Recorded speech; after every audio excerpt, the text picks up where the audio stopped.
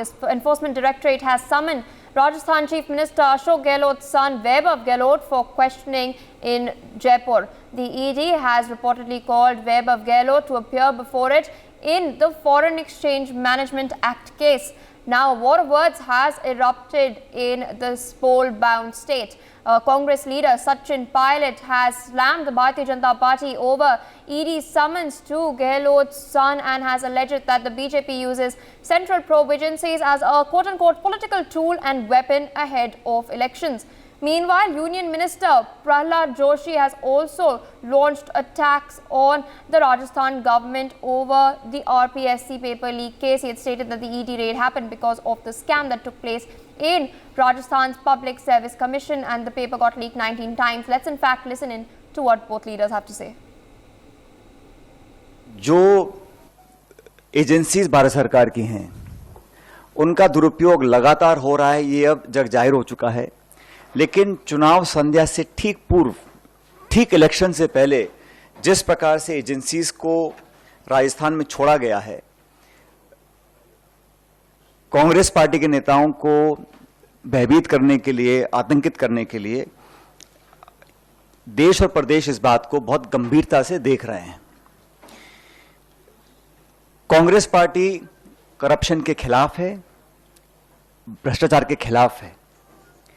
अगर कोई भी निष्पक्ष जांच होती है और कोई सबूत प्रमाण के साथ संदिग्ध पाया जाता है, उस पर कार्रवाई हो, इसके पक्ष में हम लोग हैं। लेकिन इलेक्शन में अपनी हार देखते हुए अगर भारत सरकार इस बात को समझ गई है कि वहां बीजेपी चुनाव हार रही है और फिर नेताओं को स्पेसिफिकली टारगेट कर बिना सबूत और तथ्य के कांग्रेस पार्टी के अध्यक्ष को जिस प्रकार से उनके अगर रेड डाली गई, उनको कोई समन नहीं, कोई बुलावा नहीं, कोई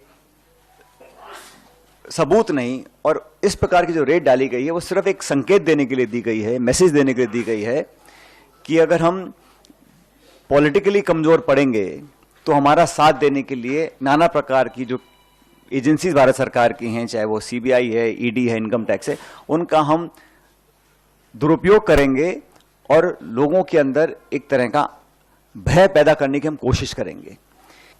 जो एजेंसीज भारत सरकार की हैं, उनका दुरुपयोग लगातार हो रहा है, ये अब जग जाहिर हो चुका है। लेकिन बोर्ड के साथ ईडी का रेड इसलिए पड़ा है, जो राजस्थान पब्लिक सर्विस कमीशन में जो घोटाला हुआ था, 19 बार पेपर लीक हुआ था, उसमें कितने युवा थे, उस युवा में इन्होंने ये भी बताया है ओबीसी एससी एसटी के ऊपर बीजेपी अन्याय कर रहा है।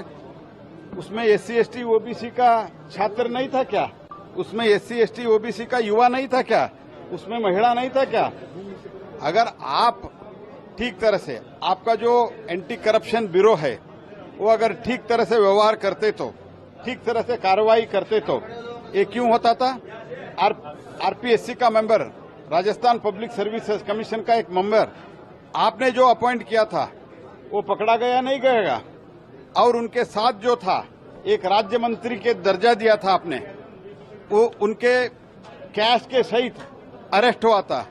बाद में जब आपने न्यायालय में मुकदमे दायर की रजिस्टर की, तब उसमें करप्शन क्लॉज हटाया था नहीं हटाया था? आपने जो 70 लाख के ज्यादा ऊपर जो लोग आरपीएससी में अप्लाई करते हैं, उन लोगों को घोर अन्याय किया है। और आपका एसीबी आपके अंडर है, इसलिए उनका संरक्षण करने का कोशिश किया। आपको करप्शन के खिलाफ लड़ने का तो हिम्मत नहीं है, लेकिन जब पैसे के साथ आपके व्यक्ति पकड़ा जाता है, आपके ऑफिस में, मीन्स राज्य सरकार के ऑफिस में गोल्ड के साथ पकड़ा जाता है, पैसा के साथ पकड़ा जाता है, क्या भारत, और उसके बाद जो इतने बड़ी मात्रा में रकम मिलते हैं, कैश मिलते हैं, वो कैश मनी लॉन्ड्रिंग के अंडर आता है नहीं आता है? देश में कानून है या नहीं है? There you have it, viewers. Of course, Rajasthan is headed to polls, and now the ED raids has raised another political storm in the state. But my colleague Vishnu Sharma is joining us on the broadcast to give us more details. Vishnu, we've just heard the leaders, they've had a war of words. We've heard that. What other details can you present to our viewers? देखिए, ED की कार्रवाई लगातार राजस्थान में हो रही है। कल गोविंद सिंह डोटासरा हैं जो कांग्रेस के प्रदेश अध्यक्ष हैं, उनके घर पर सर्च ऑपरेशन चलाया गया। जयपुर और सीकर स्थित जो उनके आवास थे वहां पर ईडी द्वारा सर्च किया गया। उसके बाद कांग्रेस लगातार इस ईडी की कार्रवाई का विरोध कर रही है। आज भी जो ईडी की कार्रवाई के विरोध को लेकर आज विरोध प्रदर्शन कांग्रेस की ओर से किया जाएगा। ईडी का जो जयपुर स्थित ऑफिस है वहां पर कांग्रेस बड़ा धरना प्रदर्शन करेगी और साथ के साथ जो मुख्यमंत्री अशोक गहलोत के जो बेटे हैं वैभव गहलोत, उनको भी समन भेजा गया है। उनको भी ईडी ने 30 तारीख को पेश होने के लिए कहा है। मनी लॉन्ड्रिंग का एक मामला है, उसको लेकर ईडी ने उनको तलब किया। देखिए, राजस्थान में चुनावी मौसम में ईडी की एंट्री कहीं ना कहीं प्रदेश में राजनीतिक जो सियासी जो तापमान है उसको बढ़ा रही है। कल भी मुख्यमंत्री अशोक गहलोत ने प्रेस कॉन्फ्रेंस की और ईडी की कार्रवाई को लेकर जमकर केंद्र सरकार पर निशाना साधा और मुख्यमंत्री अशोक गहलोत ने कहा कि ईडी की जो कार्रवाई जहां जहां होती है वहां वहां कांग्रेस जीतती है। इन तमाम चीजों को लेकर लगातार जो सियासी घटनाक्रम है वो चल रहा है और राजस्थान में आज भी बड़ा प्रदर्शन कांग्रेस करने जा रही है जयपुर में ईडी की कार्रवाई के खिलाफ।